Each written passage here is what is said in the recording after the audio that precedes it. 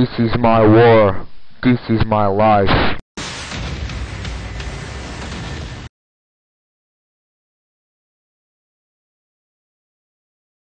Gameplay in cracked map. RCXD ready for deployment.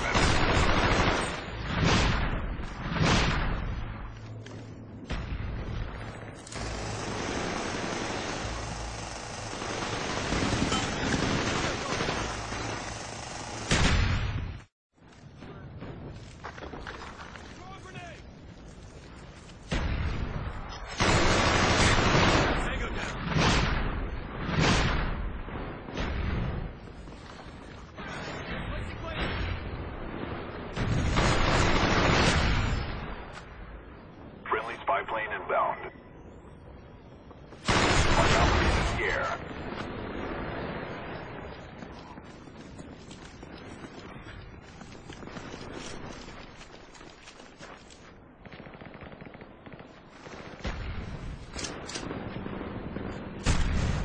Friendly care package inbound.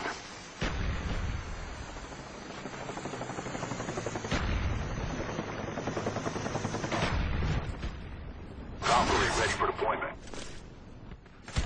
Valkyrie online.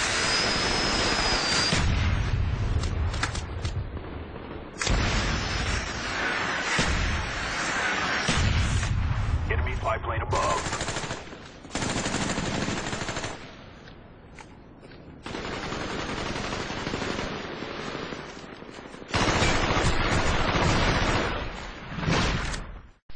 Gameplay in Summit map.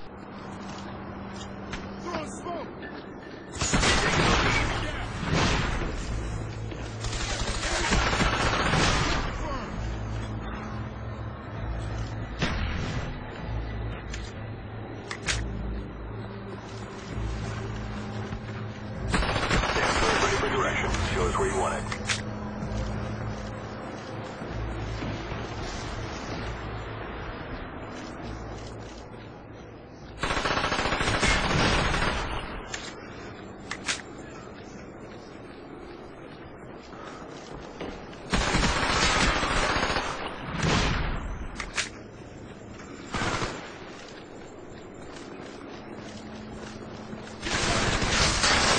Ready for launch. Gameplay in Launchpad map. Your area. SR-71 ready for deployment. Our SR-71's in the air.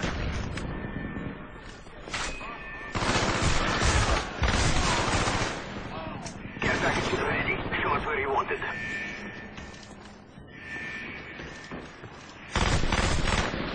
User standing by.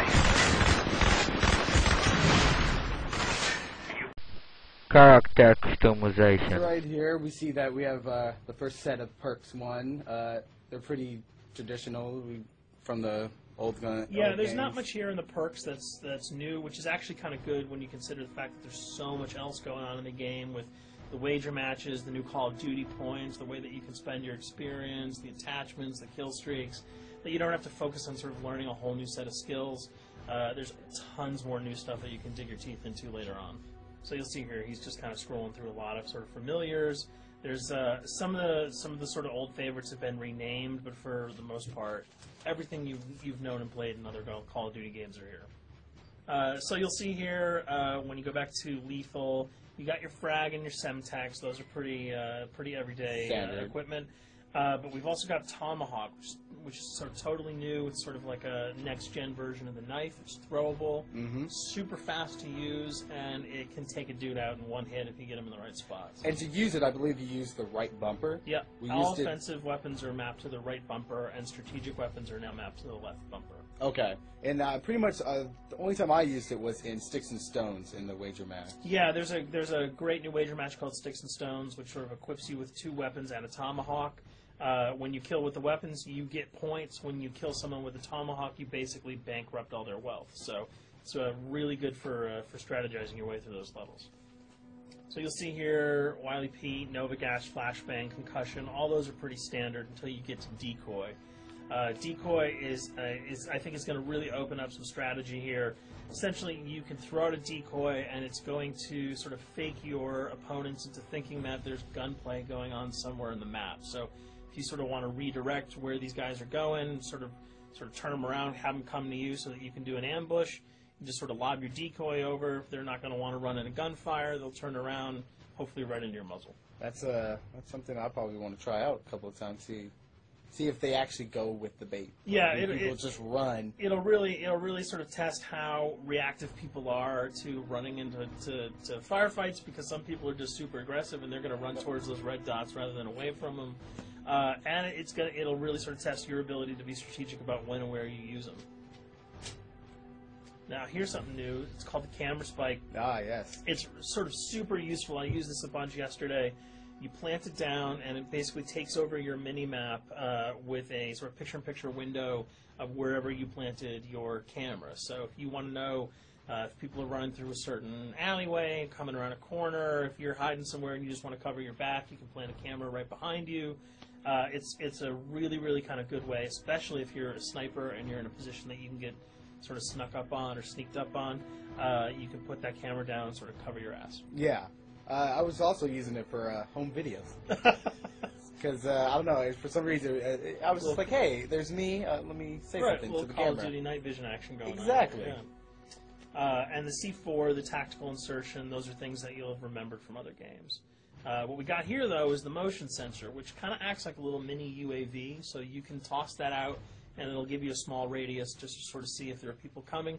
Super useful if you're hiding, say, behind a corner, beneath a windowsill, and you want to know if someone's sort of on their way so that you can just ride up and blast them.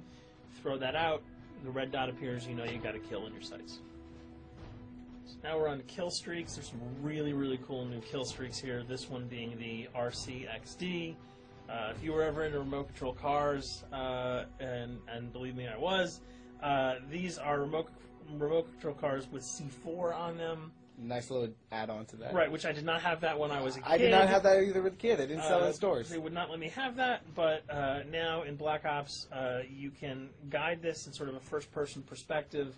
It's actually super easy to use. You'd think it would kind of just be running all over the place, but you can brake, reverse, go back, go forward, and you can choose to detonate it whenever you want. So it's not like if you accidentally run into a wall, it's going to explode. But if you see one of those coming your way, if you've got a machine gun, just start spraying bullets. Hopefully you can detonate it before it hits you. So you suggest not people to run, because that thing will catch up. Yeah, that thing's really fast, and it goes upstairs. It's really easy to navigate with. So if that thing So it's like shoot, and if you miss... Yeah, if it's after you, you're dead unless you can blow it up. Counter spy plane, that's basically a revamped version of the UAV. That's nothing new.